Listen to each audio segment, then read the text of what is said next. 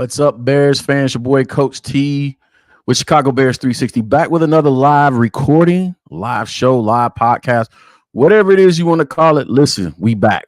We back. Ready to get to it. Listen, we got plenty to discuss. Of course, we got Coach Nick Whalen joining the show later on today, right? So we're going to talk our way through it because there's plenty of transactions happening today or have happened in the Bears kingdom. But before we get into it, man, I got something I want to introduce the show with. I want to, you know what I'm saying? I want to pull out some receipts for y'all real fast. And we're going to have a conversation about this as we kick off the show. And then we'll get into the title sequence and all that other stuff. But let's start the show with some receipts. Let's go. Ryan Poles he takes the initiative and goes out there and gets deals from other people that want Caleb Williams. If he's looking to trade the pick, the smart thing to do is actually have it already set up where you have their best offer on the table ready to go. Because I'm going to tell you a good way that you can teach Washington the Commanders a lesson. And this is the risk on the part of the Commanders to play this game of leverage, of chicken. Because there's a division opponent that's not too many positions down in the draft that you can do a double finger salute to the Washington Commanders by trading this pick to the Commanders and allowing the Giants to get Caleb Williams. A young quarterback, no question about it. And they are, I can say this, one of the teams that has inquired with teams in the top three about a move up. Doesn't mean it's going to happen, right? But they've inquired with teams about doing that. And so I think they're looking at all. Contra.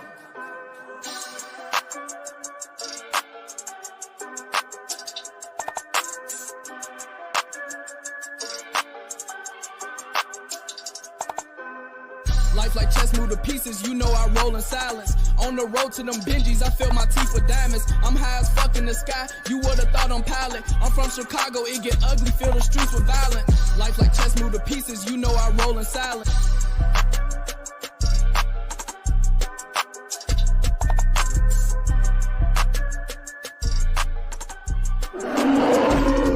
Past, present, future.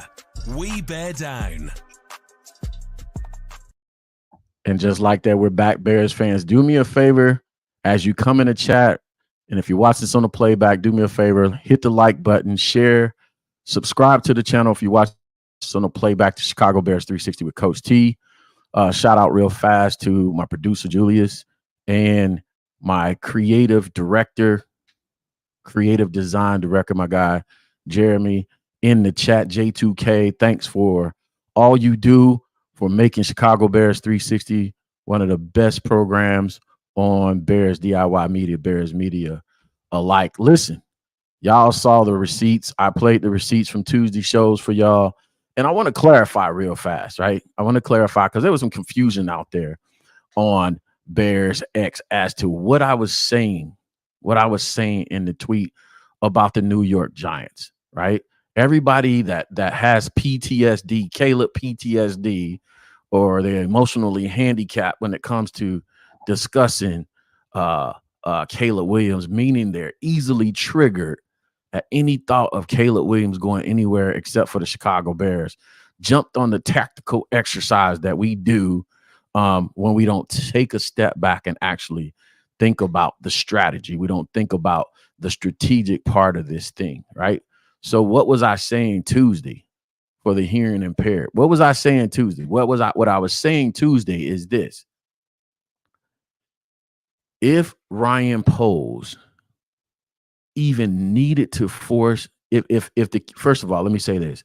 If the Commanders only leverage in this whole negotiation, if they want Caleb as their starting quarterback in Washington, in the DMV, right, for the Commanders, their only leverage is time, right?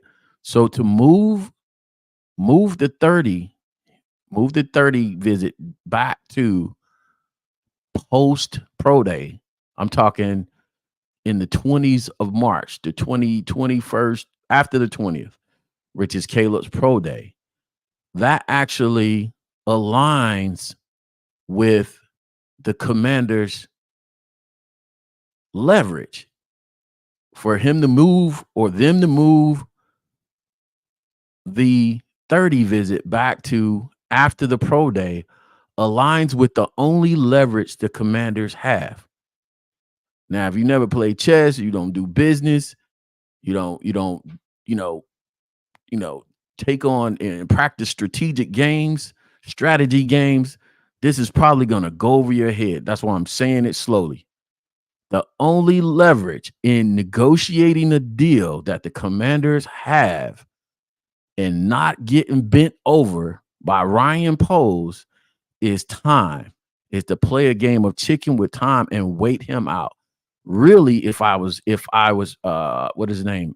Pete Adams, the Commanders GM, if I was in his seat, I would recognize that's the only leverage I have, right? And part of my strategy in playing this game is I would have to decide if I'm going to make the Bears wait it out, even up until the Bears are on the clock, and force them to pick up the phone first and offer me something and say, hey, man, I really don't want this pick. What you give me your best and your brightest, right? That's the game. It's happened before. I described the Phillip Rivers, Eli Manning situation where Peter King described that very scenario happened where they played chicken and the wrong person picked up the phone. And when you pick up the phone, you're basically losing leverage. You pick up the phone first, you're losing leverage. Caleb deciding to move the 30 visit back, despite what anybody may want to believe he didn't move the Bears. They agreed the Bears moved back. Why would the Bears want to move that 30 visit back to give themselves less time in the chess match of leverage? Time is their friend. Well, time is their enemy, depending on how you look at it. But to do it earlier and get all the information allows them to do what they need to do to make a decision. Pushing it back is against what they need to do. It goes against their strategy. So pushing that back, I'm putting that on Caleb and his team, and perhaps colluding with the Washington Commanders to play this game of chess, right? So if I'm the Commanders, I try to push it back to even up to the draft, and the clock is winding down. Now, here is that take. Here's where I was going with that take. If I'm Ryan Poles, I go and get the best and brightest offers from New England, New York Jets, and the Denver Broncos, and whoever else wants to potentially land Caleb Williams. And I have those at the ready. And I say, okay, and I pick a date on the calendar. And I say, listen, whatever's convenient for me, the last possible date, I need to do what I need to do to set up this draft board and do what I need to do to make sure this team is successful going into the 2024 season. I pick a date on the calendar and I say, listen, okay, you want to play this game of chicken? You think you're going to make it to the draft where we're counting down the clock at the last second? I'm going to have the best and brightest already on hand. I'll make a second follow-up call to those best and brightest teams, right? I'll make a second follow-up call to them, and then I'll take the best deal possible if I want to get picks. Now, here's the added degree of chess. The added degree of the chess match is this. New York is a division opponent. That's why I picked the Giants. New York Giants are a division opponent. So you mean to tell me Pete Adams or whatever his name is, he's sitting there and I say, hey, or he hears, it doesn't even have to be a deal done. The media floats that the Bears are in talks with the New York Giants to make a trade for the number 1 pick. You mean to tell me Pete Adams is going to sit there and do nothing if he wants this kid? That's what I'm talking about. It doesn't even have to be a trade made. The point and the receipts that I would bring into the platform is the fact that I said on Tuesday, don't be surprised if the media begins to float the New York Giants name out there as a possible trade candidate. Because if I'm posed, I'm floating that out there. I'm going to say, okay, if you want to play chicken and you want to try and play with the timeline, okay, good. Let me float the story out there that we're in trade talks with New York, and let's see if y'all stick to your guns, Washington. Let's see if you stick to this timeline. You trying to sweat us out? Let's go. So, because if you can sit there, you really want this, I'm going to smoke you out. I'm going to smoke you out of hiding. And that's the whole reason why I played the receipts. That's the whole reason for the take. You know what I'm saying? I think it's an excellent game of chess match. I'm enjoying a chess match. I'm enjoying watching it because it's playing out exactly how I thought it would. It's the media. That's what I'm saying, y'all. Everybody's upset at the media too. You can't trust because you don't know who's pawns in the game, who the bishops, who the rooks, who the knights, who are playing what position in this media game. I'm just reporting the other game that's going on outside of the game that happens at 120 yards on 53 and 1/3 yards wide. That's going on with these executives. It's a whole nother game that's going on. That if you have yourself so into your emotions about this player or that player, the very tactical stuff, you're gonna miss the other game that's being played. It's Games of Thrones on the football field. It's I don't know what's another show we could think of. It's being played out, and by the looks of things, I don't know. Ryan Poles might be winning. Ryan Poles might be finna catch a dub, because about 15, 20, 30 minutes probably before we came on the show, there was news of your boy Sam Howell being traded to the Seattle Seahawks. I'm going to say a deal is coming. I'm not going to say a deal is coming, but the Commanders have Marcus Mariota and who else on the roster right now? Now, the same conversations we were having about people asking about, well, the potential to have Caleb Williams and Justin Fields in the same locker room. Washington knows that. They know how it could potentially tear up a locker room. You got people in there that are probably loyal to Sam Howell. I mean, dude has some good yard. He put up some numbers. He just so happened to have the Jameis Winston interception stat line.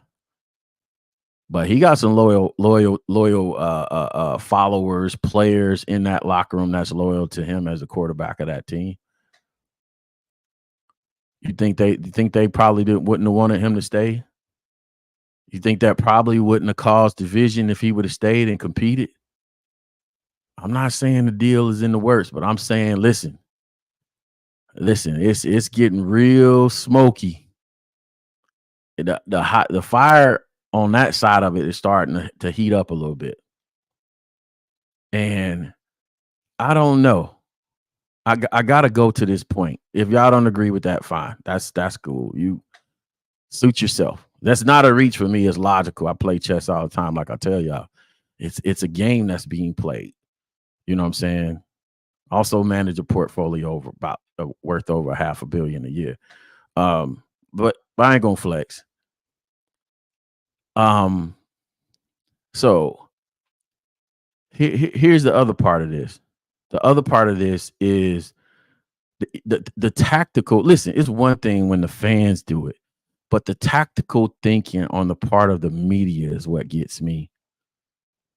I woke up this morning, 4:30 this morning, get my workout in, start about 5:30.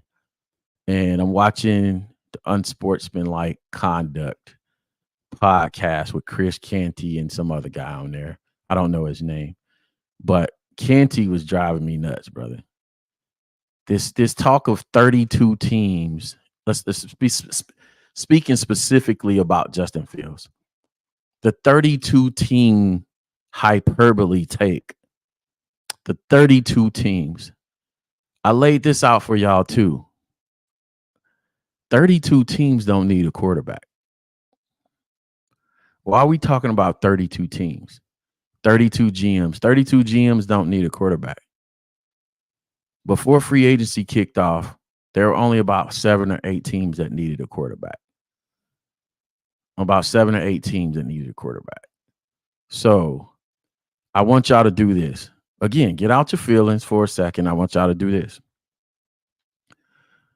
I want you to prioritize signing, drafting a quarterback, signing a free agent, or giving up assets from a team to take a quarterback from another team. I want you to prioritize those 3 things as a business person. Take your fan hat off for a second and say, hey, I'm the GM of a team. I have to prioritize these 3. You may prioritize it by the most economically efficient. You may prioritize it by I need to win now. You may prioritize it by whatever after that. But let's prioritize it. Let's go by economically efficient for my football team. I'm a new GM. I'm a seasoned GM or whatever the case may be. What's the top of the list right there? You want a rookie draft. You want to draft somebody. You want to sign a free agent, an actual free agent, and you want to actually pull a player and give up assets from another team. How do you prioritize that? It's only 7 positions left. It's about 3 to 4 quote unquote good quarterbacks prospects in this draft. And there are about 3 quarterbacks that were free agents. That's about 7 or 8. There's only so many positions. They're not 32 open jobs at quarterback. So you're telling me you're starting your team. I'm going to skip to the player that's on another team and give up assets to get a guy from another team versus drafting my guy and developing him in our system first. I'm finna give up draft assets for a guy whose probably going to be playing on his 5th-year option year 1 at my team. I'm going to give up that, inherit that, and then also give up assets. No, I'm going to draft a guy first. Second priority is I'm going to get a guy from free agency. I'm going to get a free agent. That was Atlanta. Atlanta said, oh, okay, you know what I'm saying? I have options. I can get Justin Fields, I only get 1 year, and I have to pay him whatever, or not, and I miss out on the free agent, Kirk Cousins, and I believe my team is ready to win now. That's the second scenario.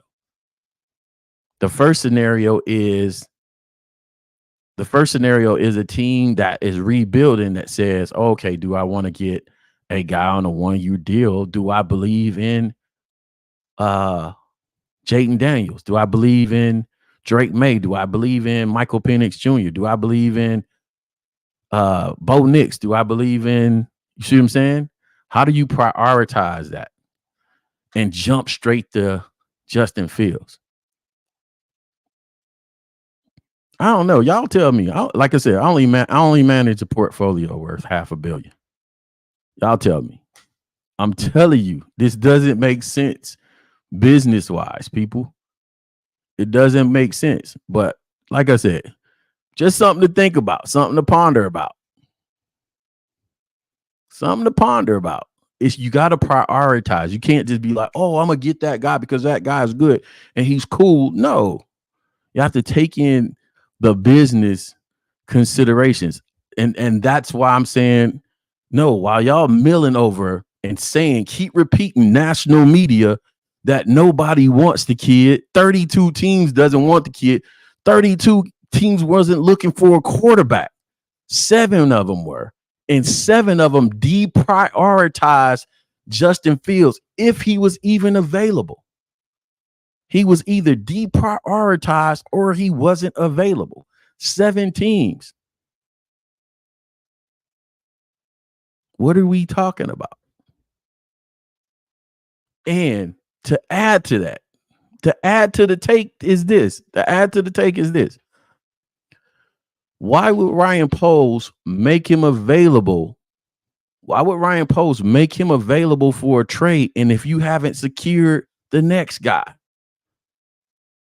you've only had a 10-minute meeting with the next guy who moved his 30 visit back after his pro day so he can make space and play along with the Washington Commanders game of leverage, of time. High stakes chess match. High stakes poker. Who's going to flinch first? He's playing along.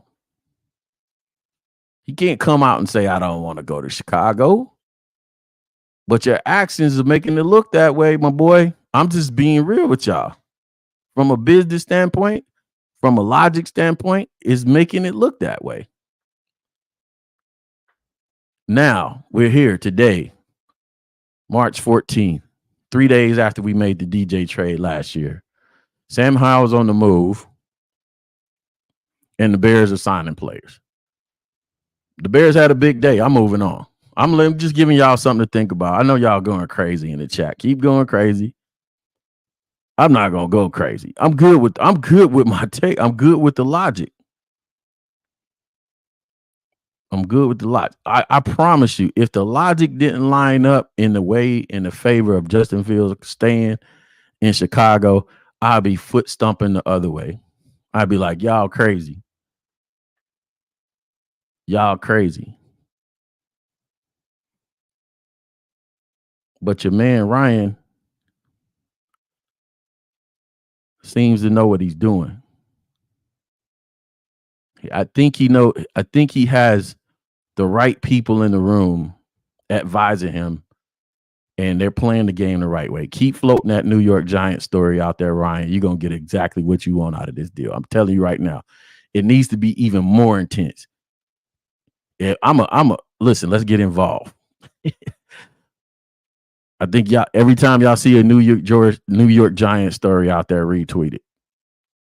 Retweet it, quote tweet it, talk about it, run it up. Hey, that's what they call it. Let's do the short squeeze.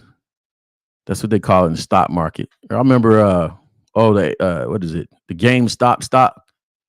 We did the short squeeze a few years ago, and a bunch of people got rich. You want to get rich? Retweet it, quote tweet anything you see related to New York Giants. Run it up. That's all they're going to put pressure on the Commanders to make this deal go. I'm telling you.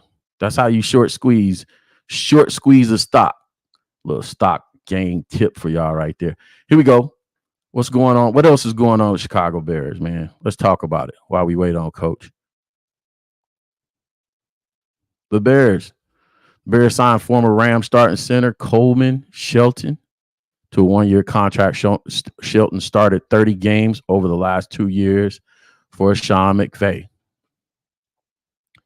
Let me move this next one up in the order because I want to talk about something on the heels of this. Coleman Shelton.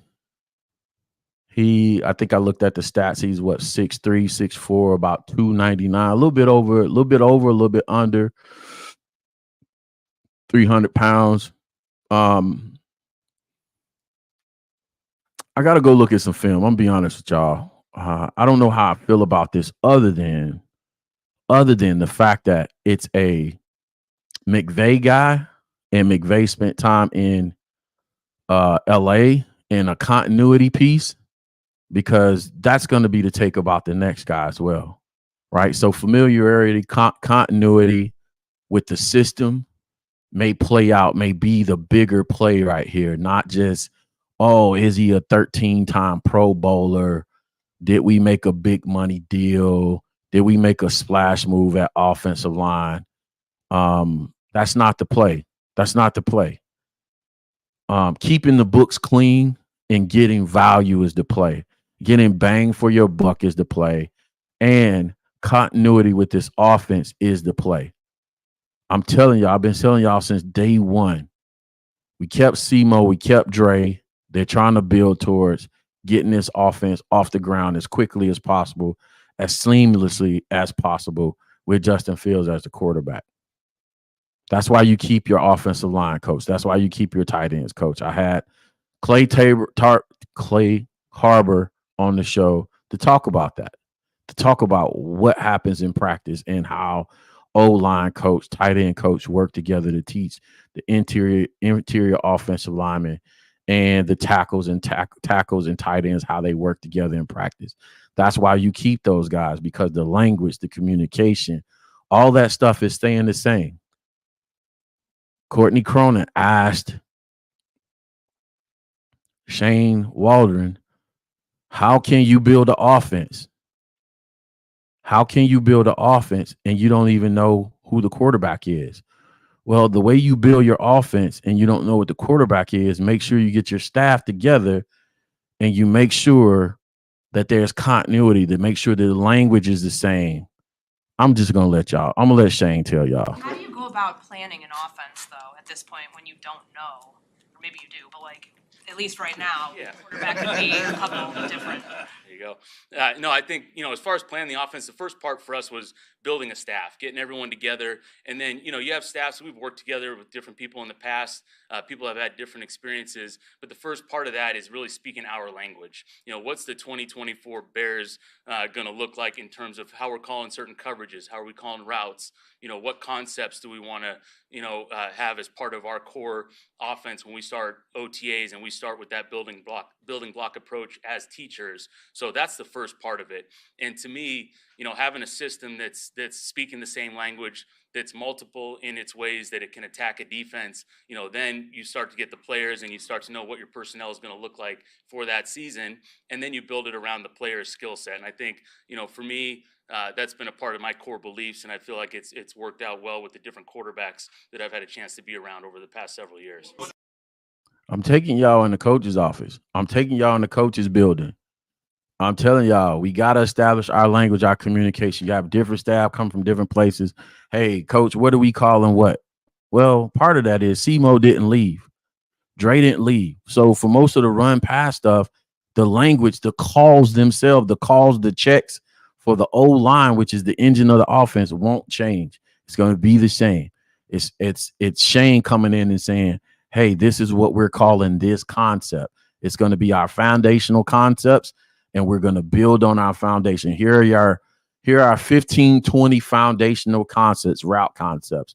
You know what I'm saying? A 9 route and an out is going to be a route, pout, go out, gout. I don't know, whatever you want to call it. This is what we're calling what? This is what we're calling the fronts. This is what we're calling the coverages, right? So we're speaking the same language as a staff. And then when we go to communicate it to the players, that we're on the same page. And so we can get them on the same page.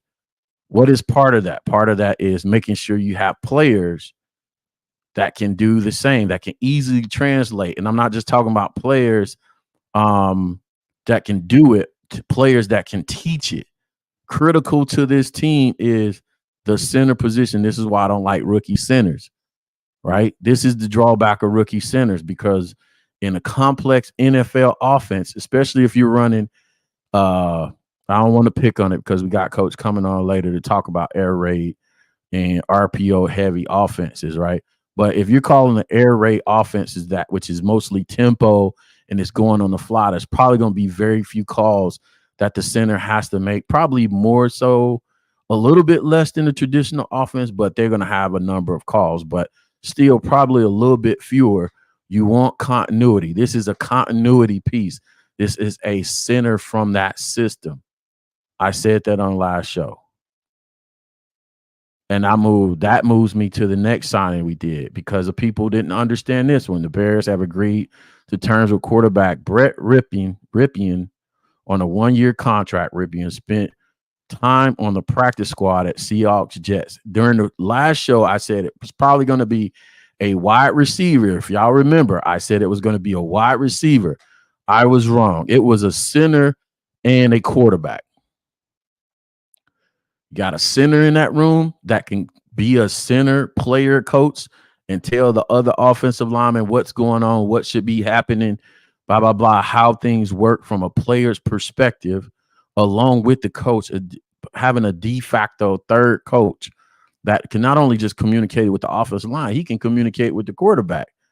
and help the quarterback out. Imagine with a rookie center having to learn all this from scratch.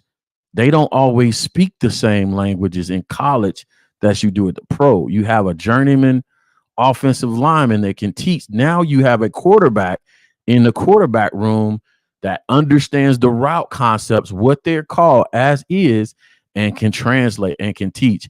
Hey, not only is coach installing these route concepts, but this is how it looks versus man coverage. This is how it looks versus cover 2, 3, 2 man, 2 zone, 3, 3 match, 4, 6, 8. This is what the progressions look like.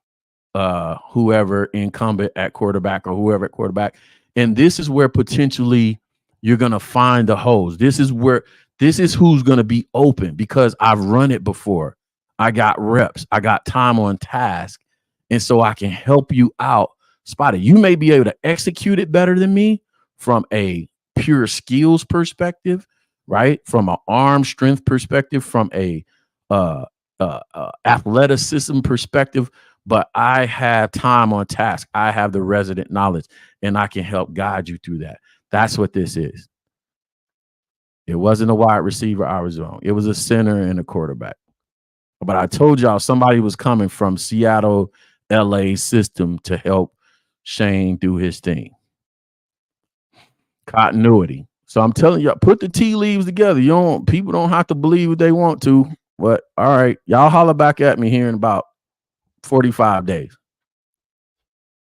Y'all holler at me in 45. I'm getting more and more confident as the day goes long. Next up, the Bears agreed to terms with Matt Pryor for a 1-year deal, who has played left tackle, right tackle, offensive guard with the Colts. I want to take a step back with these offensive linemen too and say this.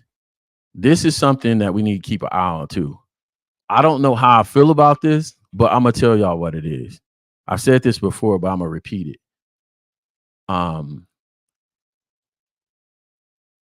I believe Ian, Matt, and Chris Morgan believe in their ability to scout offensive line talent and or coach that talent up to their full capability. The three of them, Ian, Ryan, and Simo, believe in their ability to scout offensive line talent and coach that talent up. Their ability to coach that talent up, spot them and coach them up better than any of the other 31 teams in the NFL.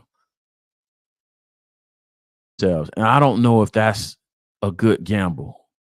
I've been thinking about that all week because I've been saying that for the last couple years, and the only evidence that we have that is that's anywhere near the truth is Braxton Jones. I really want to know how y'all feel about that, because I'm not confident that they've been successful at that. If I had to pick, I feel like they were more successful at spotting draft talent, right? Draft talent. So if you really think about it, Braxton came from the draft. Simo coached him up from a 5th rounder to a serviceable starter. So I give him credit for that, but he came from the draft. Darnell Wright came from the draft, right? Now, Tevin Jenkins is not their pick, but Tevin Jenkins still moved from tackle to left guard via the draft and was coached up. So draft. Free agents. How are we doing with free agents so far? Our track record with free agents is not that good. I'm just being honest in what I've been seeing. So,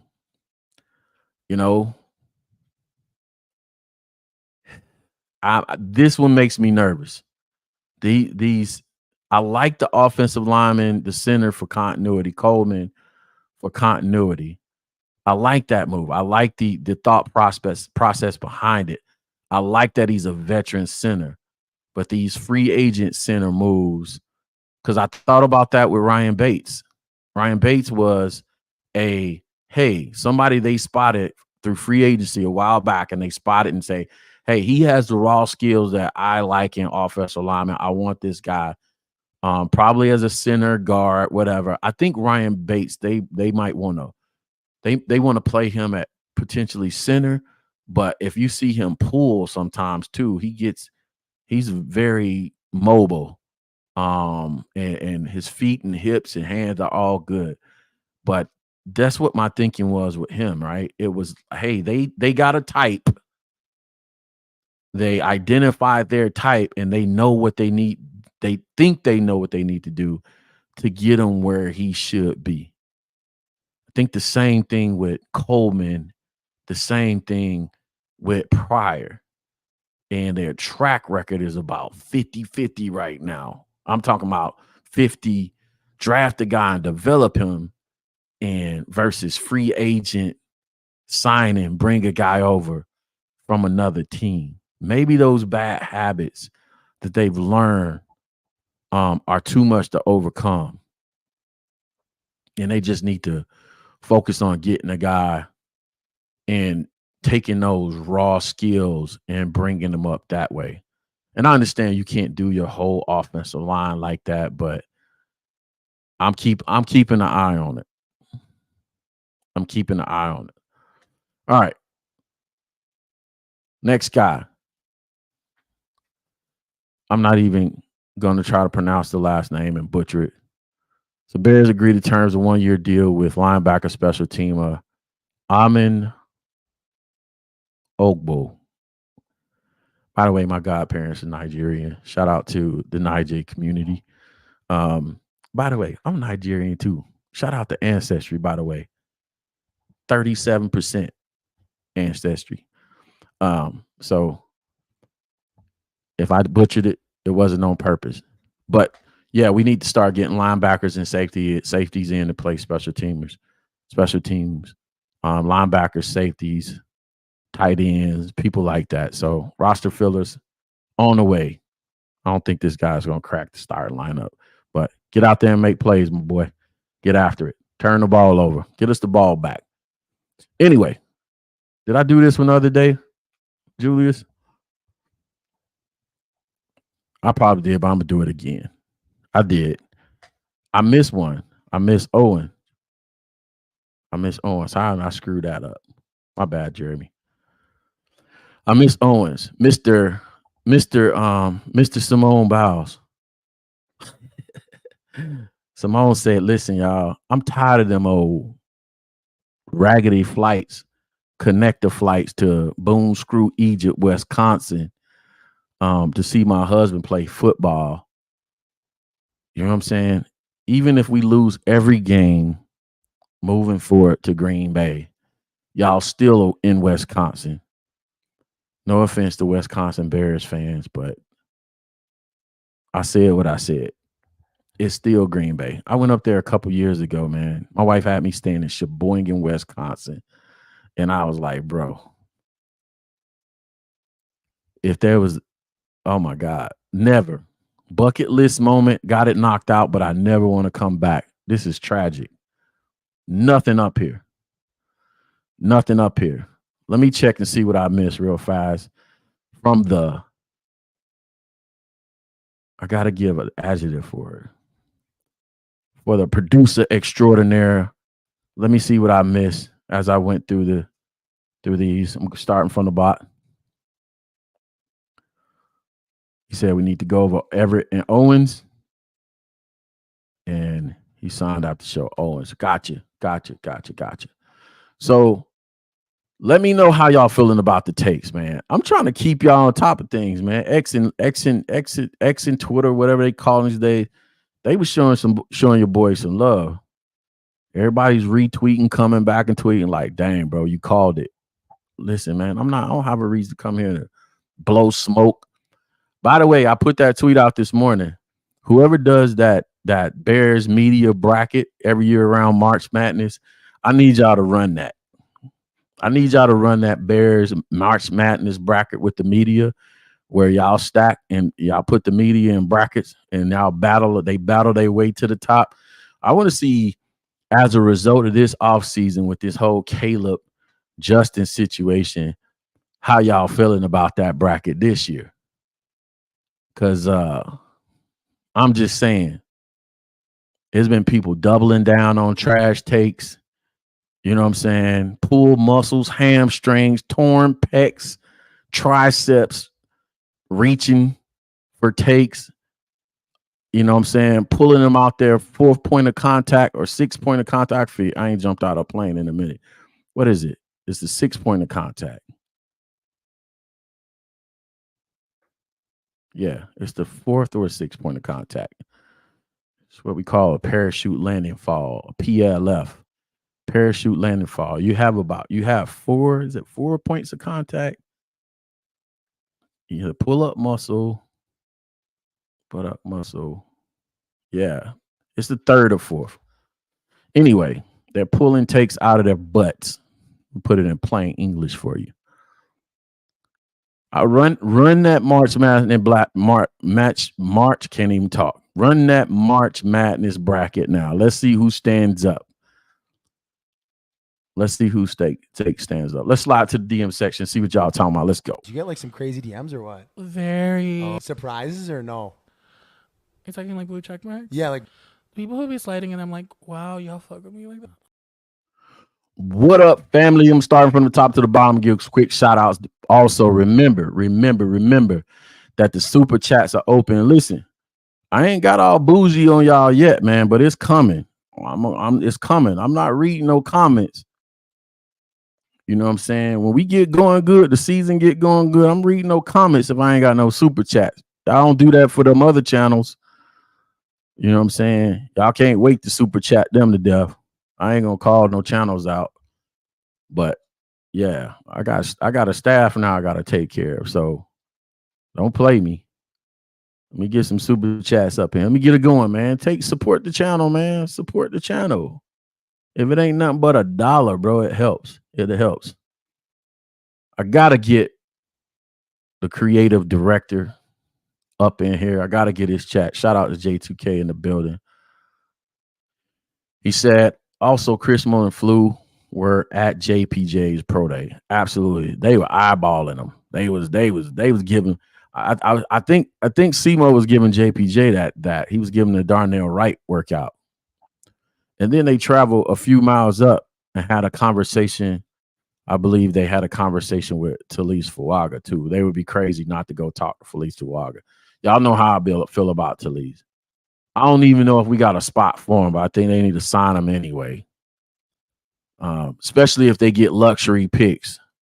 If they get a haul, they get a bunch of picks, he's there. I think he's the type of guy you just can't pass up on.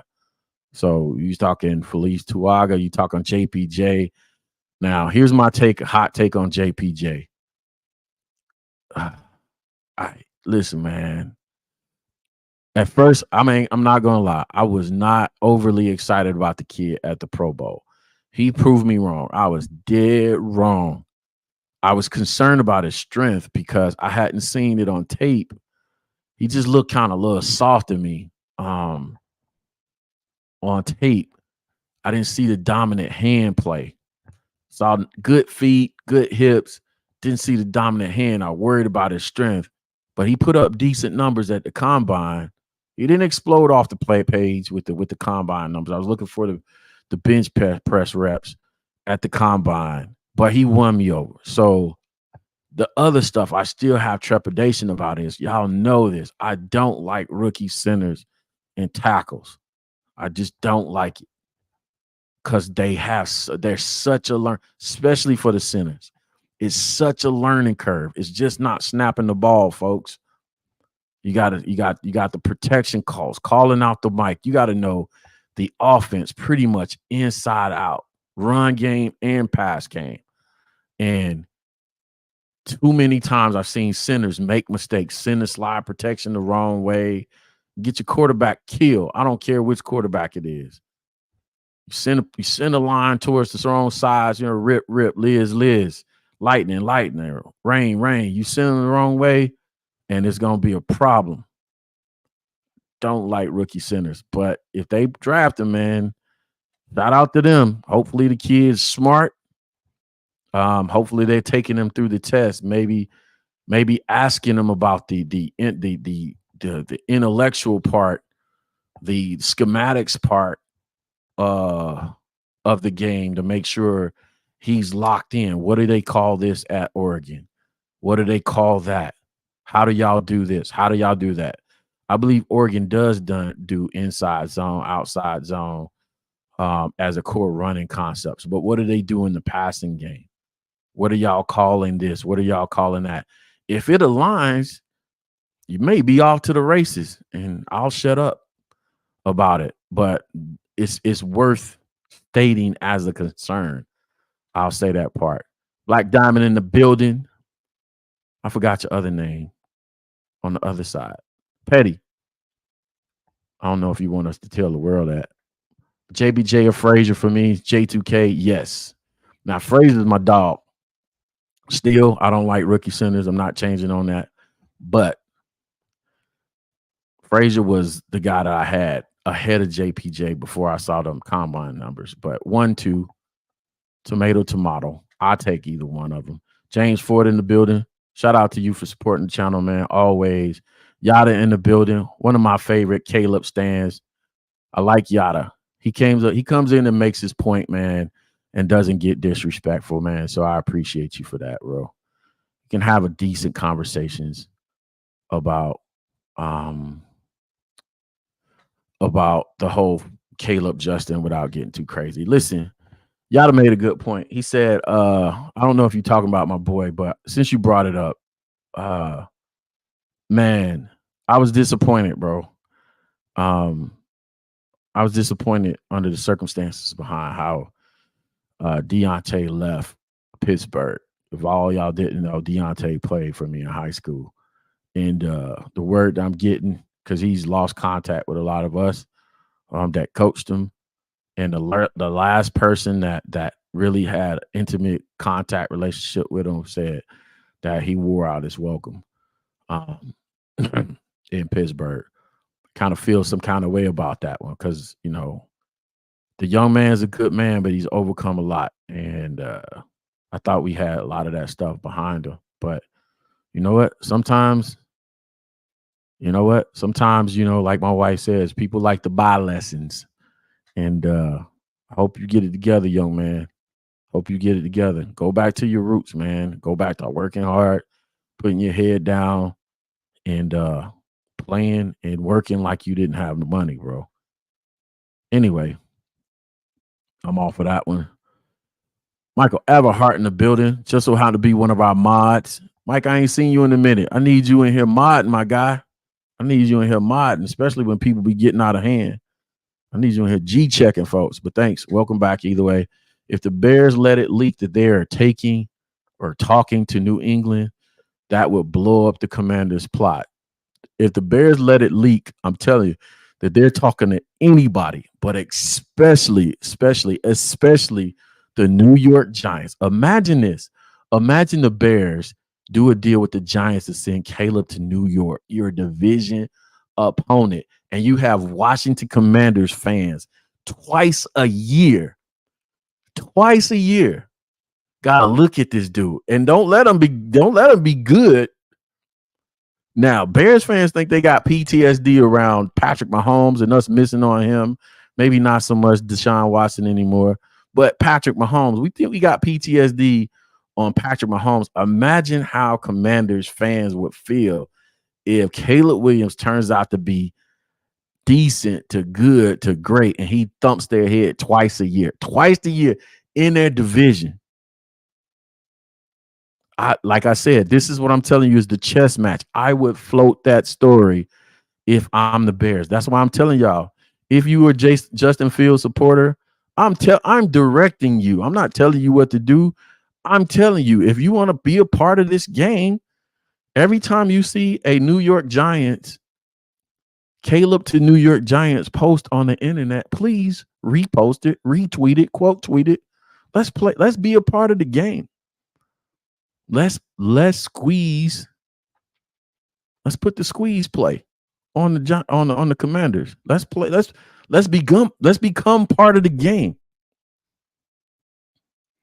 J2K saying the same thing and threatened to trade the New York Giants, send Caleb to Washington division rival. Bro, that is problematic. What's that guy's name? Scott Peters, Adam Peters. What's his name, Julius? That would be a problem for my boy. You want to talk about Ryan Poles getting fired? You sitting here trying to play checker, trying to be cute and get smacked. You brought a knife to a gunfight, buddy. That would be so hilarious to me. Yeah, here we go. Justin in Seattle. We saw that work. Who's over there now? Somebody just went to Seattle too. It's crazy, man. Every day a trade is made to stop y'all's plot. Here we go. Coach, you're giving philosophy just like everyone else is. This is proving that the league knows that the mechanic flaw of Justin's game. What the GM wants. See what GM wants 16 TD badge, apparently. Again. These guys know football. What GM wants 16 TD passes? Ryan Poles. What GMs are more educated? What GMs are probably most educated about football in the league? Ryan Poles and Ian Cunningham. They're players, man. They're not regular GMs. I'm telling y'all that. They're football guys. That's why they kept Semo. Listen, when this all plays out, y'all just slide back to the channel, slide back over here, and we'll talk about it then. I'm telling y'all, bro. I'm telling y'all. Paul Douglas in the building. He said, I like the opposing takes. I like the opposing perspectives. I like the opposing perspectives because it don't hold up, but I still like to think about it. Y'all give me something to think about. But listen, man, I'm gonna pause going through the comments for a second because we got a special guest in the building. Where's my special guest banner out here? We got a special guest in the building. We all fancy over here now, so we got a special guest in the building that we're gonna invite to the stage, man. We're gonna have a talk. We're gonna have a fellow coach, man. We're gonna have some football talk. I came into contact with Coach Nick via another platform that we were sharing, man. Just very impressed with him, man. I know he's doing this thing, still coaching out there. He's took some time away from his players to come talk football with Coach and talk Bears football. So y'all welcome to the stage, my guy, Coach Nick Whalen. My guy, can you hear me? Yeah, we're good. You got me? Yeah, I got you loud and clear, man. I appreciate you joining the channel, man. I know you had the boys, off-season workouts right now. Yeah, just the weight room after school right now. And they're in other sports, but it's always nice. And honestly, any sport, females, whatever, like if you're not doing the weight room, you're getting worse. You're not getting better. Absolutely. I know the routine, man. Shout out to you, young coach, man.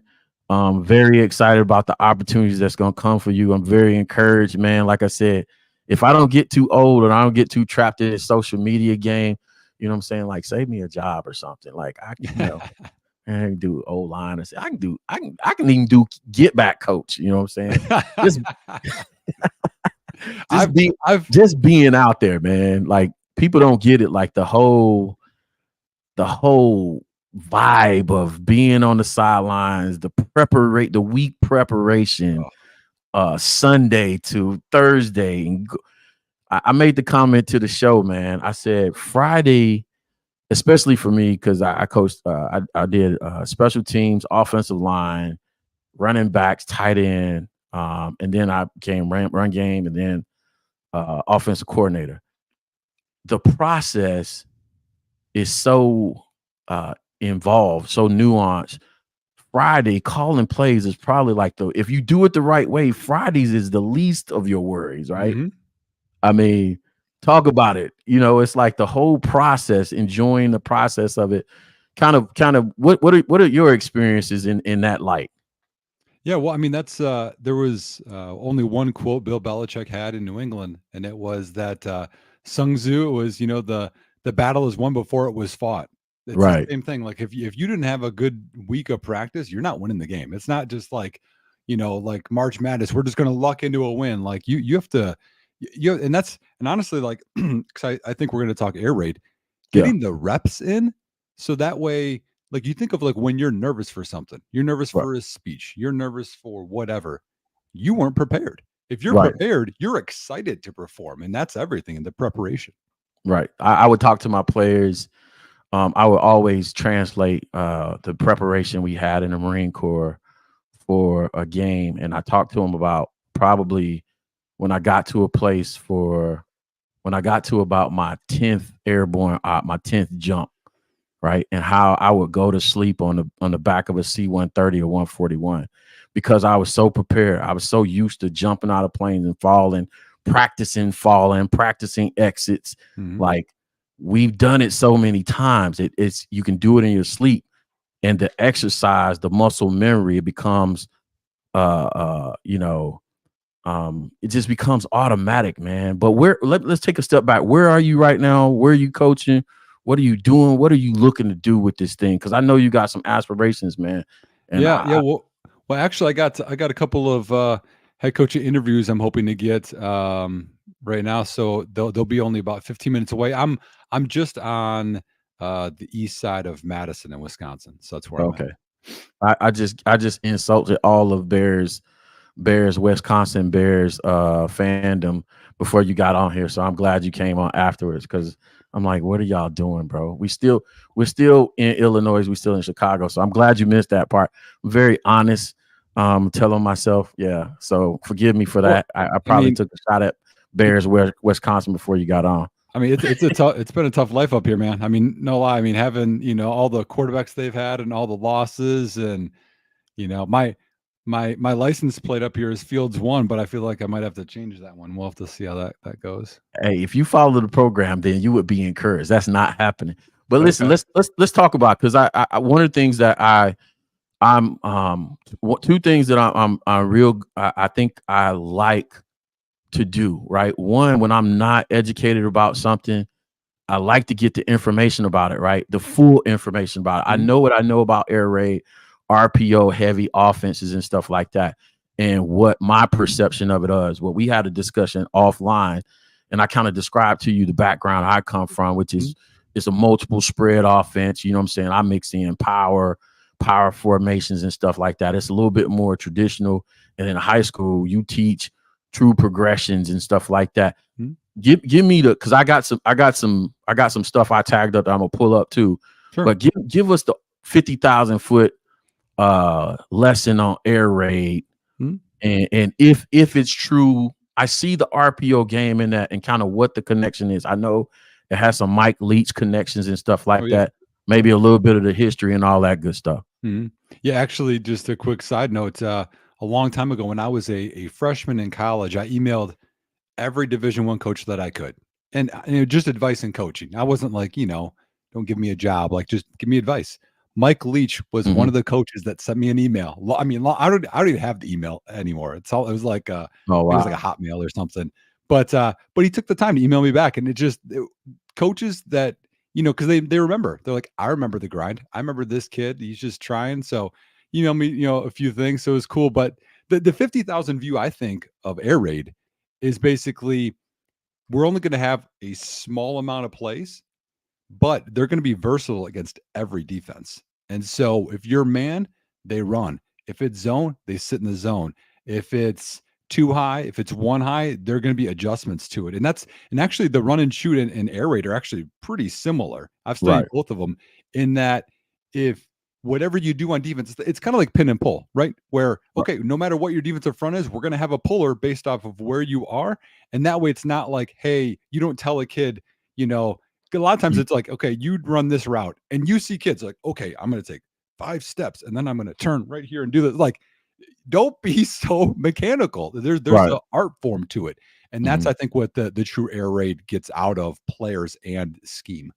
Yeah. So and the way I translate it is the air raid is more dynamic than it is static, in the sense that, static traditional offense, like you said, if you're running a 5-yard out, you're running that 5-yard out. There's no adjustments built into the offense. I think Brendan Rice kind of alluded to that too, because I asked Brendan at the Senior Bowl. I said, Brendan, I said, what did Notre Dame do to you guys to make it so tough on Caleb?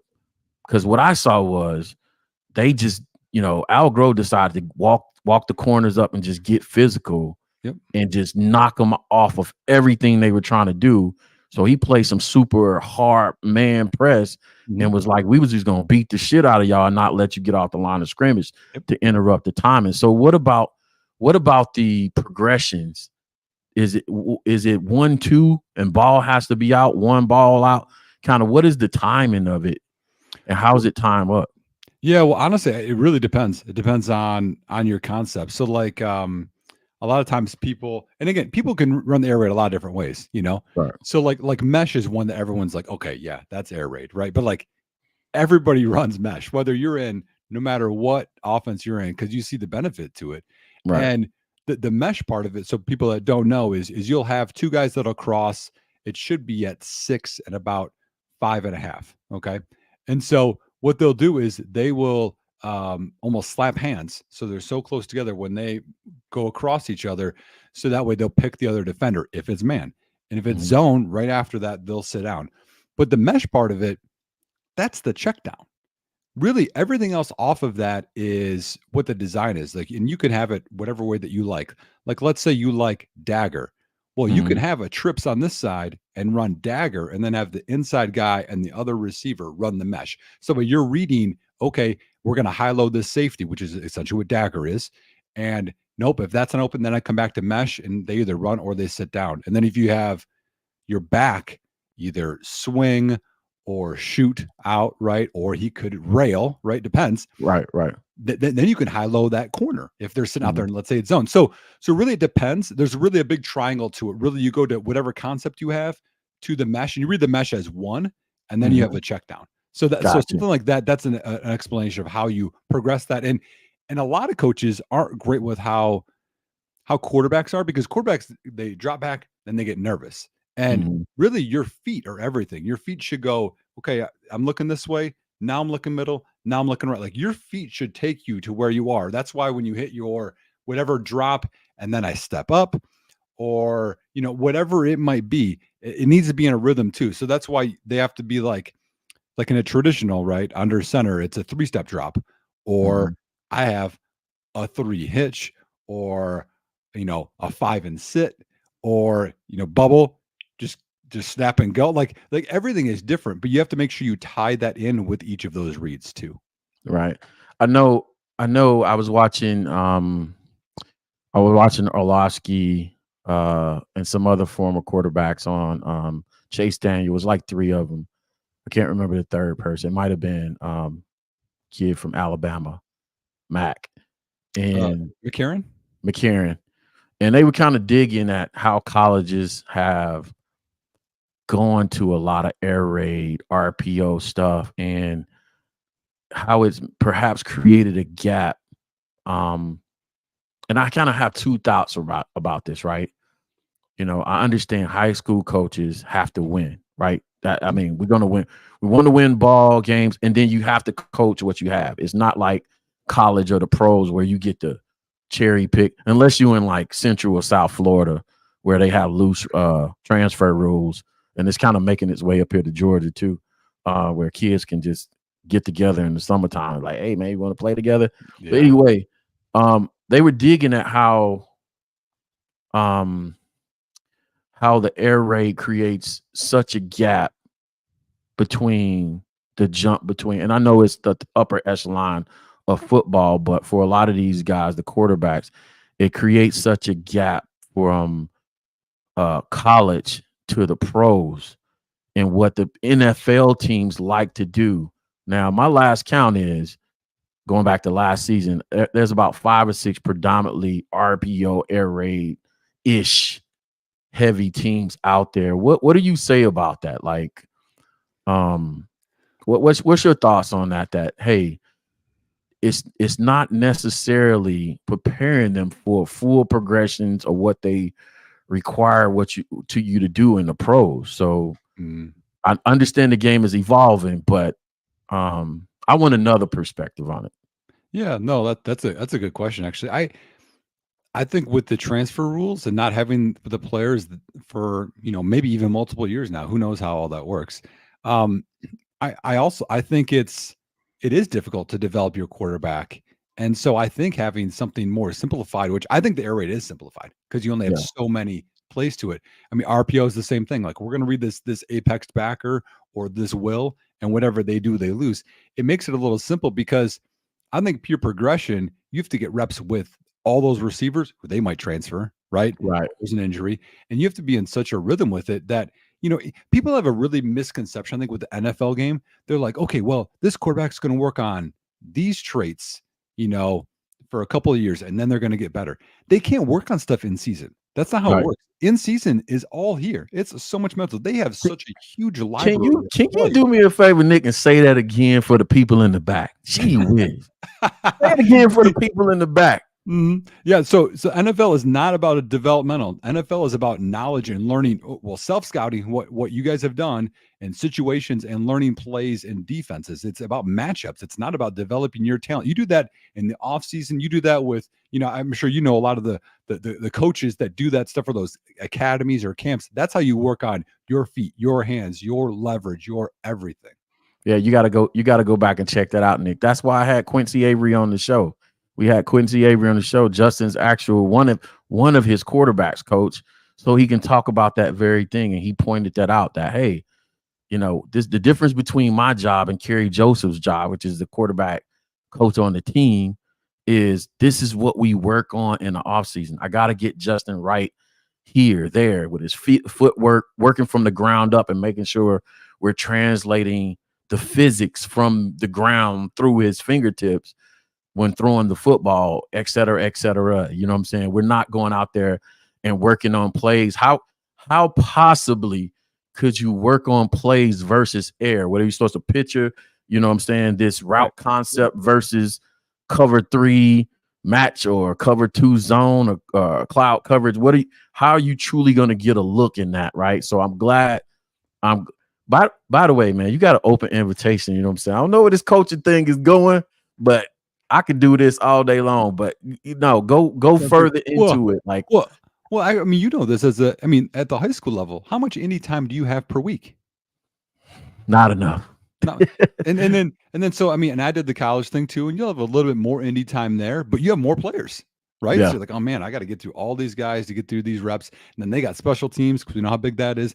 And then the league, it's the same thing. Like, they don't have a ton of indie time, y'all. It's about getting, okay, I need to make sure I get reps with DJ Moore, and I need to make sure I get reps with whomever. And that's why when you saw when guys went down and Tyler Scott's in there, Fields didn't have a ton of reps with Tyler Scott because he's not running with the ones. That's why when you had Bajan in there, oh, hey, I know Scott. I know how he runs this route when he comes out of it, because there's a big timing to it. Yeah. It's such a I don't know what complex Coach talking about. He's talking about individual indies is individual times. That's when you go off to your position coaches and you do individual technique stuff with your individual position coaches. And for wide receivers and quarterbacks, usually those individual work come together and you get to work with a quarterback. Somebody just told a story. It might have been Jones from Green Bay, how when Brett Favre was there and Aaron Rodgers was backing him up, they tried to put Jones in with with Brett Favre,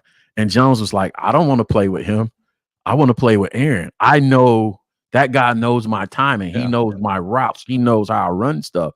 So that speaks exactly to what you're saying. So back to the point about the translation of the air raid. I'm calling what I like to call, what I've been calling for familiarity to the offense, a high RPO type tile system. The translation, you're saying that one, and I thought about this too. You confirmed something I have been thinking about with the advent of the transfer portal. Like, what is quarterback play going? What is it going to be in the future? Like, Oh my God. And how does that impact the league, the quality of quarterback play? Because you're right, like kids are transferring every year, and you don't know your teammates. You don't know that wide receiver. So we gotta run air raid, RPO stuff. And then when I get to the pros and they say, hey, you got to go full field progression read, you're like, damn. Right. I mean, we think of how many quarterbacks have even taken snaps under center. You know, Caleb or May. I mean, they're all gone. And Right. the one benefit these quarterbacks are getting is, and you know this, I mean, because I'm up here, you know, there's no snow here in Wisconsin now because of, you know, whatever. But normally there is, like, you guys get some spring ball down there, but there's all these 7-on-7 camps. Like, I think the passing game has progressed because of that.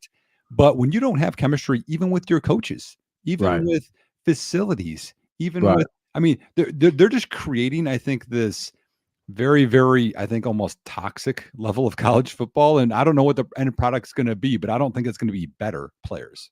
Yeah, no, it needs to be some governance put around it. Definitely, so we can have quality football. So let's cut to the chase, man. Because my hot take, and I talked to Brendan about this. I talked to Kerry Joseph about this when we were in Mobile. I talked to everybody that would listen about this. The difference between Caleb throwing traditional reads at about 25%, going air raid 75%, 25%, and say Jaden Daniels going traditional stuff 90% of the time and being successful at it and winning a Heisman at it. He's my top guy. I can't let the logic go. I can't, you know what I'm saying? And I still feel like what's fair to Caleb, not trying to be a Caleb hater, but what's fair to Caleb is go to Washington with Cliff, let Cliff ramp you up. Y'all do what y'all do now, but let Cliff ramp you up. If y'all want to go from air raid, RPO to full progression and ramp you up into a more developed passing game, y'all can grow together. That's the best thing for the kid, in my opinion. I want to know your thoughts on it. Well, I mean, not even just him, but Drake May too. I mean, he's you know, in this same air raid offense. I mean, that's Phil Longo was with him there, and now he's actually here at Madison as the offensive coordinator here, and that's, I think, part of why he fell off a little bit. But it is very different, and it's going to be a tough job to develop. I mean, the Jaden Daniels things. I mean, he from Arizona State to LSU, you know, Right. but he had 2 years at LSU. Right. So you saw it jump up. Now, again, he had the receivers that were better. in terms of, I think the more NFL style, I do think Jaden had more of that in his game. I do have more concerns about his accuracy in terms of, I want to see more consistency with that. And I agree. Yeah. And not just because there's things called, you know, just general accuracy, and then there's specific throwing to the right side of the receiver to make them turn. There's something that he needs to clean up there. Talking about the specific part of it. Yeah. And I also want him to, man, Jaden, you don't need to take all these hits, man. Like I'm concerned about that, you know. But I mean, I like all four quarterbacks, honestly. I think they're four super talented quarterbacks. And even if you want to drop down, I think there's things that in certain systems you could win with Penix, et cetera. But I do think that the part you're talking about with the system, with the coaches, that's the part that people miss. They're like, okay, this is my top receiver. That's not everybody's top receiver, y'all. They're not picking these guys for Madden or for fantasy or whatever. They're trying to fit them into a role, into their offense. And that's why sometimes you'll see the speed guy and they're like, well, they're not going to catch a bunch of balls. They're trying to take the safety out so that they can hit the dig underneath it. Like there are parts to an offense. And that's why you're seeing the Bears signing Gerald Everett. And today they got Coleman Shelton. They're like, well, these guys, that's not Eric Armstead. I get it, y'all. But there are pieces to make this whole cog work. And that's what the coaches are looking for a quarterback, for a running back, for a receiver, for everything. I was going to let you just talk away because when you got on the program, I actually went through these signings and I pointed out, listen, you can have macro level takes about football. I'm just going to say, I'm going to plug the channel. You can come over here and talk to Coach T and Coach Nick Whalen over Chicago Bears 360. We go talk ball. This is what you get. I mentioned this about, my conversation with Kerry Joseph down in Mobile, right? I don't have to talk about Justin Fields and Caleb Williams and Kerry Joseph. All we got to do is start having a conversation like this, and every coach, it happens with every coach. It's going to be 2 hours later, 5 beers later, and how did we get here? You know what I'm saying? This is great stuff. I like how you describe it's system fit, it's system specific in what I'm trying to get out of my specific offense. And I love the part where you said, I might have a speed guy that's, primarily 65% of his job is going to be a runoff. You know what I'm saying? Taking safeties off of the top so I can get my underneath stuff so they can't play the type of coverage they specialize in. Like, so I can take them out of their stuff. I love that thought process around there. So let me jump in. So people are like, why that's important? Okay. The game of football, I mean, I assume some people they play billiards, they play pool, right? Right. That's geometry, right? Right. Football is a spatial game. The whole thing. Remember what in billiards, if you're good, you control the cue ball to set you up for the next thing. Football is a spatial game. How many guys are in the box? Where are the safeties? How is the best space and how can I utilize this? And if teams don't have the runoff or the runoff is lazy, takes plays off, that's how you get picks. How did this happen? Why was that guy there? That guy didn't do his job, or he's not good at his job, or it wasn't coached well. Like all these things go together. And like, I know we're Bears fans. Green Bay's had success. The last few years of Rodgers, right? Like they won a bunch of games, but man, then they didn't do well in the playoffs. And you saw the field shrink down because their receivers were big. Adams isn't a speed guy. Lazard's a big guy. Tunyon was playing there. the phone booth now, right? buddy. Right. Yeah. Now it's smaller. And you don't have the field stretcher. So the safety is like, I'm not respecting you. You're not going to go over the top. Now, all of a sudden, you have to be perfect in there. And they weren't. So that's why all of these parts are important. Even if you don't think this guy's important, this guy shouldn't. They overdrafted this guy. They don't care about your fantasy football or your scouting report. They want this guy in the offense for a certain purpose. Yeah. You know who, speaking of which, and I'm glad you mentioned that. I would have this quote on the show all the time. Sean McVay said this on a Hard Knocks, man, and it got tattooed to my soul when he said it, when I heard it. He said, there are only about 6 to 8 players on any given NFL team that's system agnostic, meaning he's talking offense and defense, only 6 to 8 guys. That's 3 to 4 guys on each side of the ball. And system agnostic, plug and play guys. Don't matter where you go. You say, okay, here, I'm going to teach you where you go. Basically what he was saying, outside of that, I have to draft a guy for a specific job to do a specific thing. And I think a lot of fans of the sport of football don't pick up on that. They don't understand that. This guy is being grabbed. Everett is being pulled to Chicago because Shane likes to go 12, 13 plus personnel. He's going to run inside zone, mid zone. He's going to milk the clock, time possession. So in the case of a situation like Green Bay, everybody made a big deal because we lost the last game to Green Bay last year. And I was like, guys, hold on a second. We lost that game by 8 points. We were down a starting cornerback, and we lost the game by 8 points. Matt Eberflus's defensive strategy wasn't that bad. If we had this offense that I think we're going to have, that's going to be 12, 13 personnel dominant, clock control, keep Jordan Love, and more importantly, Matt, whatever his name is, right, LaFleur's offense off the field, then it's styles make fights. And what I believe Shane and Matt and them are trying to do is they're trying to create a short football game and make you play their style of offense and say, okay, you're not finna go in here and have a track meet on the football field. One of the mistakes Green Bay made versus the Dallas Cowboys in the playoff was, I think they said, we're going to outshoot you. And it backfired on them, because for you to outshoot Green Bay, you're going to have to be more efficient than them and outscore them, versus what we did and said, okay, we just gonna ugly this game out and get out of here with a win. Right. Like, well, and the other part too is like, football's always evolving, y'all. And when you look at the NFL, you're seeing defensive ends, defensive tackles, linebackers, everyone's getting lighter and faster. And part of that's the outside zone, but also because, oh, we got this D lineman. Can he pass rush? No one cares about the run defense. Can he pass rush? Like, that's all people care about. Well, Right. when you flip that script, you start going 12 personnel, you start running duo, you start running power, you start running downhill, inside zone, things change. And you see some squads that they have that success. And that's what the NFL did 2 years ago. Was the most efficient in terms of yards per carry year in NFL history. Wow. And it was the least efficient year for passing because teams went to too high.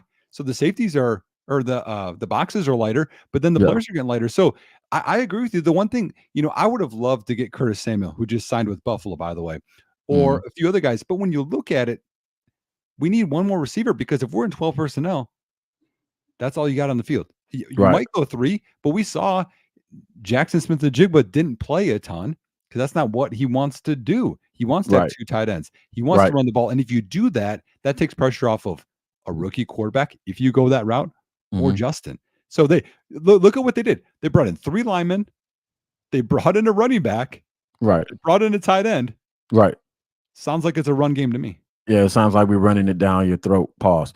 Hey, question for you. You made me think about something. So with that other receiver, what's the type? What's the type we need with that guy? Because so we prepare, we help the fans manage expectations. What do you need on the other side, opposite of DJ, if we're gonna go 12 personnel and focus on run play action? What's the type? You need an X. You need a guy who's 6'2", 6'3". He's got to be 210. He's got to be able to block. I mean, Rome Odunze is the guy you want for sure. I mean, Harrison Jr. would be nice, but I don't think you're going to get him. But I think Rome Odunze is the guy. Malik Neighbors would be nice, but he's not the ideal complement that you want in this offense. Gotcha. If you go with Malik, my opinion, you'd have to go and sign. There's some guys out there I still don't mind, like you want to go knock on Michael Thomas's door and just use him sparingly as a veteran. Good. He's got size. Like they need a guy with size who can, 1, win jump balls, but 2, who can run block and be the different dynamic. Because I've already thought of this. I don't mind Keon Coleman either from Florida State. But if you did get 2 guys with size, then it opens up to, if you do go with 11 personnel, DJ could even go to the slot where he can be good. See, he's your versatile piece that can do everything. But they need to get some size, in my opinion. That's an interesting take. And I'm agreeing with you.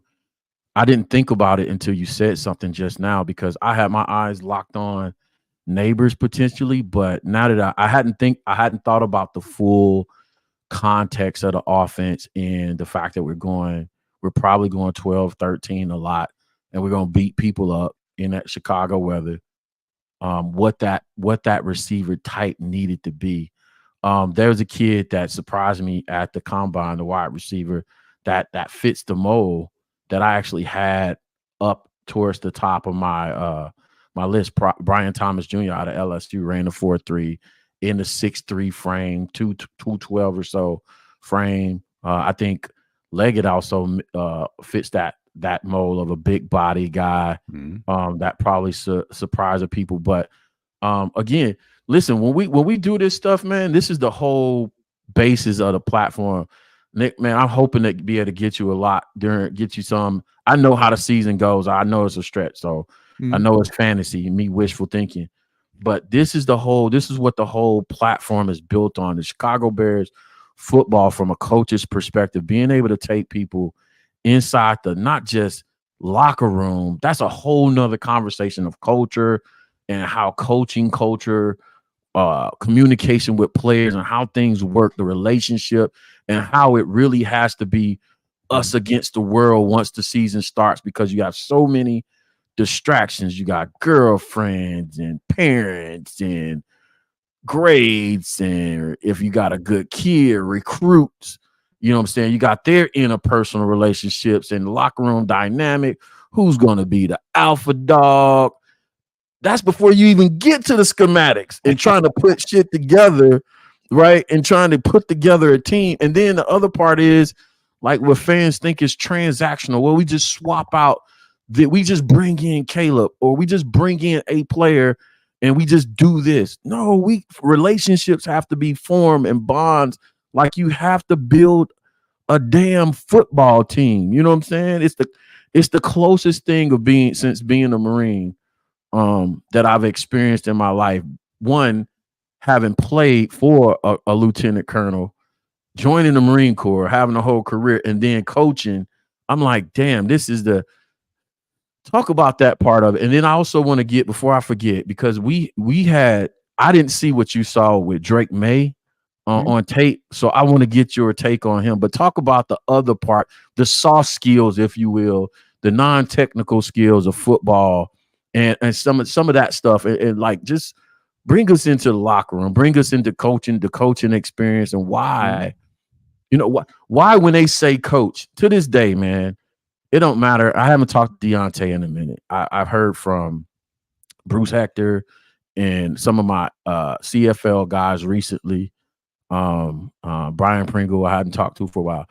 But bro, when they reach out, they still say, "Hey, coach. Hey, what's going on, coach?" Or I go to South Tampa and I see one of my guys. Hey, coach. Let them in on the culture, man. Like what it's really like, bro. Yeah. Well, I'm gonna say one thing. I do like your Brian Thomas take, because he reminds me a lot of a guy Waldron had in Seattle and DK Metcalf. So you want a guy stylistically that fits the mold. You put him in there. DJ Moore can play the locket, and then we're ready to go. But in terms of how it is you can really tell right away the good coaches from the bad coaches, and the difference is they have relationships with players. It's not that they're friends, right? It's that they get respect from the players, right? And they give players respect. And the easiest way to tell that is even this year, because I'm close to Madison here, University of Madison, the Badgers, all that kind of stuff. Multiple players. Hey, coach, you want to go grab lunch? They reach out to me for life advice. They're adults now.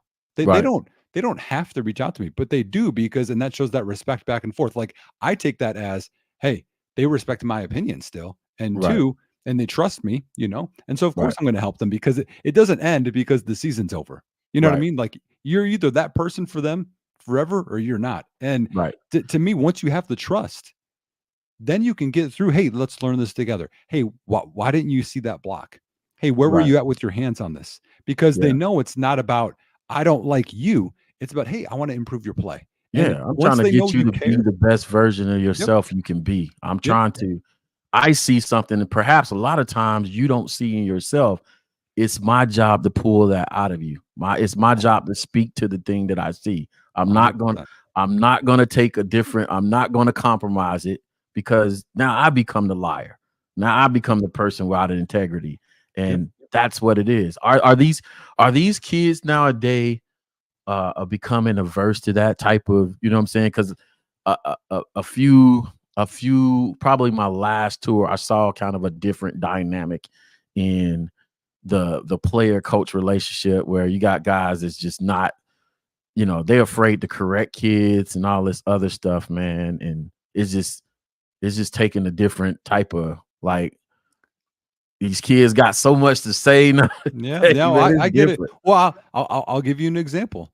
When I'm in the weight room and they got the music blaring, there's certain words I don't want to hear. I want to make sure it is appropriate music. Right. And they test me. They know what the rule is. So I have to come over to them, talk to them about it.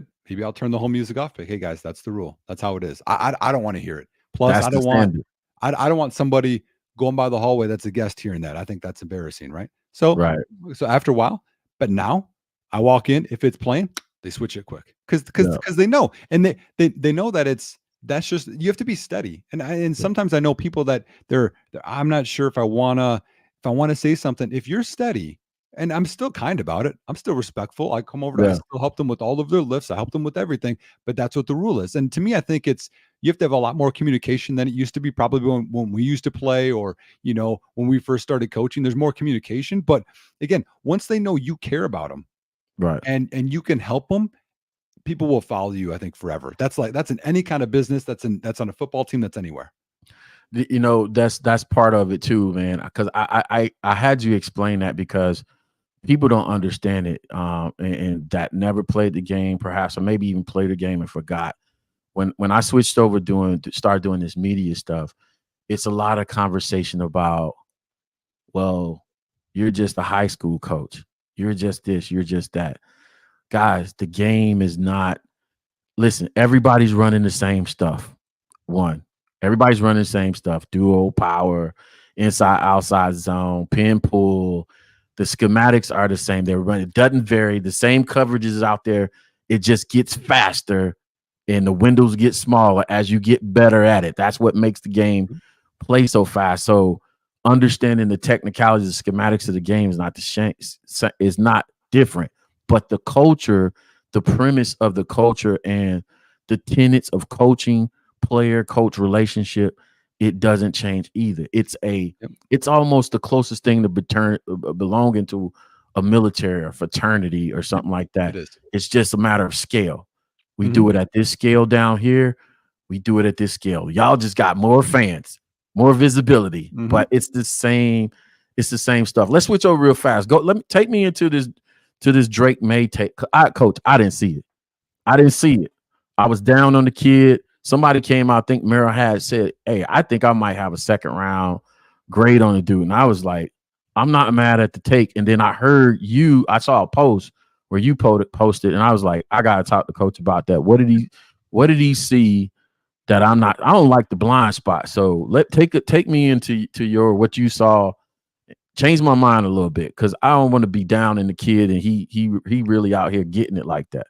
Yeah. I mean, I think, well, if you want to talk about similarities, I think him and Caleb are actually pretty similar in that they have some pretty reckless moments, and they both are in this air raid and they believe in their abilities too much at times, but they're still different quarterbacks. So like Drake May is your prototypical, 6'4", 230. I think he has the strongest arm in the class, if I'm being honest. But kind of like Cutler, y'all, he's like, oh, I can fit this in this spot and we got to pick. He'll do some of that stuff. But I see a guy that is super competitive. He breaks tackles that he shouldn't break. He makes first downs happen. I mean, you could put together, I think I watched 4 or 5 all 22 games of him. I could put together a highlight film of him getting sacked, coach, where he's just like, and he throws it like falling down, flipping, left-handed, whatever. Right. He's making plays. Now, I think maybe 1 or 2 got maybe picked or was a bad one. Other than that, he made some crazy plays. I'm like, what are you doing? Where it's like kind of like Caleb, where he'll take bad sacks. He'll have some bad picks, more so sacks for him and fumbles. You have to live with that to also get the great stuff that you get from Caleb. Right. Where it's like, man, how do you make that? Drake's kind of the same way, but his greatness is more of he's going to throw down the middle of the field in the seam behind the linebacker, in front of the safety, some of that stuff. And he loves to take deep shots. He is a big game hunter. And I don't know, my video went. Oh, there it went. He's a big game hunter where he likes to shoot and try to make we lost video again. We got audio. Okay. All right. Yeah. I'll turn it off, turn back on. It'll come back on. I don't know why it does that. It does that sometimes during our podcast too. But so he's always looking. Oh, there we go. We're good now. All right. Yeah. So he's trying to make big plays. I don't know what that is. Oh, there we go. All right. So, and he takes shots down the field more than anybody. So you have to realize that. So if you think of a type of player, okay, think of like a Josh Allen, like Justin Herbert, like mold, where he's going to go down the field. He's going to take shots. He's not going to complete them all, but he will complete a bunch of them where you're like, man, that is one heck of a play. And so his accuracy, I think, can improve somewhat. His footwork, I think, can get stale. Decision-making as well, kind of like how Josh Allen had to like hone it in a little bit. But I think the structures and the pieces are there. And these aren't finished products, y'all. We talked about how you have to do it. He has to do that work on his own. But of the prospects, I do like his traits more than some of the others. Absolutely. Listen, I appreciate that, man. I appreciate you sharing some time with us. I'm gonna ask you one question before you get out of here. Who you taking? Who you got? You know the big debate that's going on in Bears land. I see you got your Bears cup right there. You know what I'm saying? I got my Fields thing back You got here. you got the Fields. You know, I guess you already hedged your bet, huh? Hey, this is And you got the Fields tag, right? Yeah, this is a Peyton signed football man. I met him when I was 5. So wow. Yeah, man. I at this point, from what I've seen, I think Caleb makes sense for it's a home run swing. You're hoping that the things that he can do in terms of buying time and seeing the field, it's fairly Aaron Rodgers like, but he has to hone in a bunch too. And the accuracy is super cool too. I got a lot of hate for this one. I don't think he has the strongest arm. I think he has a strong arm. I don't think it's top 10 in the NFL if he was in there right now. Okay. But people didn't like that one. But that's the first time I heard that though. Yeah, but I not because I haven't heard anybody grade the arm, like the arm strength yet. So yeah, that's all right. But like the other part with that, y'all, is like arm strength doesn't it's Jared Goff doesn't have good arm strength. Brock Purdy doesn't have good arm strength. Like it's not like it's a huge thing. Tua doesn't, right. But what he does though is he's just like his timing and his accuracy with things is just so amazing. Like he's just a playmaker at that position. So to me, I love Justin Fields, y'all. His sacks, his seeing the field, it's not where it needs to be. I don't think he's a bad player. I think he's a top 32 quarterback in the NFL. I think he should have a starting job. I don't know what all these crazy things are going on. If the Bears trade down and they stick with him and they get a good receiver and they get Dallas Turner, I'll be happy with that too. I'm trusting Ryan Poles. That's my like company line because I love Ryan Poles. That guy, right. How he speaks, how he's building. Is he perfect? No, dude, you're not going to be perfect. Come on, man. Like right.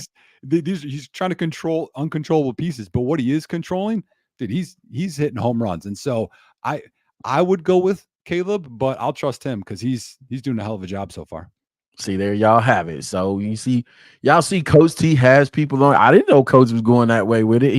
He has a Justin Fields tag on his Wisconsin license plate. So how would I know he was going that way? Listen, the only thing. So this is what I did. It's simple for me to take what they should do. Well, mine is I had this conversation with Kenneth Davis, right? It was what they should do or what they will do. Mine was still what they should and what they would do still was Justin Fields, but I'm gonna focus on what they will do. And it was all based off of, for me, them keeping C-Mo and Coach Dre. First of all, it being Ryan and Ian, right? If it was any other GM that was just a executive type, that was a non-football guy, I'd have been like, this doesn't mean anything. But it's Ryan and Ian, who are offensive linemen, who chose to keep C-Mo and Dre. And I'm like looking at that like, why would y'all do that? To keep continuity, to keep the language and the learning curve down. If I'm switching up, I just need to get the car back on the road, right? So do I change the whole engine block? Do I change the chassis, the software, hardware in the system? Do I just change the engine block, right? They changed everything except for the motor of this offense, which was C-Mo and Dre. Had a conversation with Clay Tabor about that, about practice. Does it still work the same way in the NFL where the offensive line coach takes the interior defensive lineman, tight ends takes tackles and tight ends and work with them together, keeping the language, the communication the same. Then my next tea leaf was what offensive coordinator do they bring in? If they would have brought in a guy that was really about air raid or a little bit of an air raid guy, I'd have been like, okay, cool. They brought in Shane. And then now Shane's bringing in his people. He's bringing in Rams players, Seahawks players. Yep. To me, to communicate the language, to communicate the offense to the other players that don't have as many reps, because we talked about indies. You don't have all the reps. Sometimes, and this is important, guys, as you listen to this, I talked about this before Coach came on. Colvin, Ripien, right? We'd only have so many indies. While these players are standing over here, guess what they're doing? And they're not getting the reps. They're talking to their buddy and saying, hey, how are we supposed to be running this right here? How does coach want it? How does he want me to run this right here, right there? There are de facto coaches All these things are lining up. And then what Shane said about how he's building the offense, I'm listening for the football stuff, and I'm saying they're going to keep Justin. Well, now, if I'm wrong, I'm willing to be dead wrong, but I want to tie it back to what I see them doing in terms of keeping these coaches in places, what they're choosing to do with the coaches and how they're putting it all together. That's been the foundation of my whole argument. Yeah. No, I mean, and I get it. I think it could play out that way because I've actually done some studies on this. And the one part you added in there that I want to highlight for people is if there was ever an offseason for Poles to keep his right-hand man, it's this offseason. When you got 2 top 10 picks, you got this money, you want to spend things, you got to make this decision.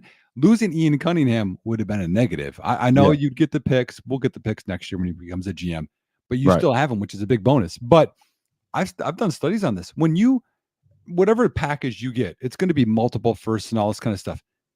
Think of how much money those receivers got. Calvin Ridley just got. How much these DNs got. How much whatever got. If you can replace that with, okay, hey, that's going to be a top 10 pick. That's going to be a top 10 pick. This is going to be a top 15 pick. This is that. You got those guys controlled for 5 years cheap. Like you can build a squad. And you look at people are like, well, the only way to win is if you get the Patrick Mahomes, like, dude, that's 1 of 1. Yeah. Tom Brady's 1 of 1. Put them out. Yeah. Justin Herbert's a franchise quarterback. They ain't winning. Josh Allen can't get over the hump. You can go through the list. Jalen Hurts hasn't won the Super Bowl. You can go through the list, but you get the squad around some people. It made Jalen Hurts go from here to here. Brock Purdy, let him. Like you can go through. Let's get the squad together. So I'm not. That's why I'm whatever Poles wants. I'm good with because I get instead of buying all the free agents, you can just draft them all and the guys that you want. Yeah, no, I appreciate it, man. No, that's great perspective, man. I appreciate having another, voice from the fraternity in the house. You're welcome to come back anytime, man. Coach, I appreciate you joining us. I want to say this, man. Good luck with the season. I know what you're preparing for, what you're in for. You know what I'm saying? If you just ever want to cuss on the phone, just hey, man, I just want to cuss to somebody besides my players, or I'm stuck. You know what I'm saying? You know how the fraternity works. You know what I'm saying? Yeah. We're here for you. And I'm going to be reaching out in the future, man. Good luck to you. Have a great season. Hope the players stay healthy and all that good stuff.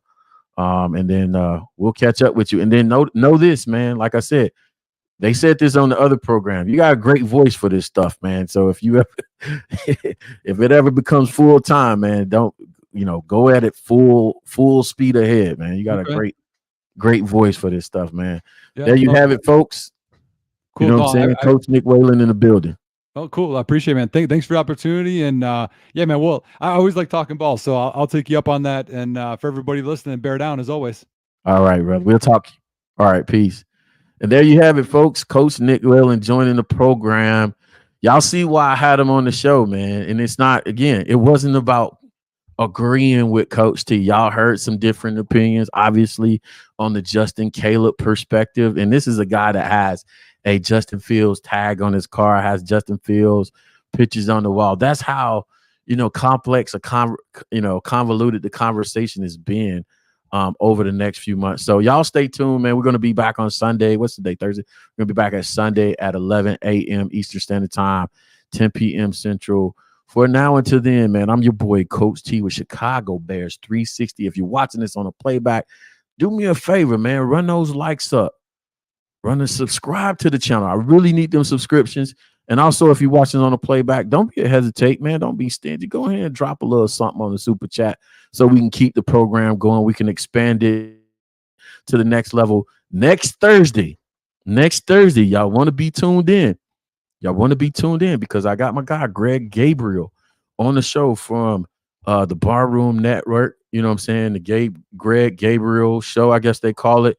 But you know what I'm saying? Good friend of the program, my fellow Barroom Network colleague. Got a chance to spend the season doing some programming over there on the Barroom Network before coming back to our own show. We still probably link up and collab some more next season. But Greg Gabriel next Thursday. Y'all tune in. Y'all got a coach. Now we're going to have the scout we taking you inside, man, giving you the real. So tune in and hang out with us. For now until then, y'all know what the deal is, man. It's past, present, or future, man. We always will forever, always bear down. I'll see y'all next time. Peace.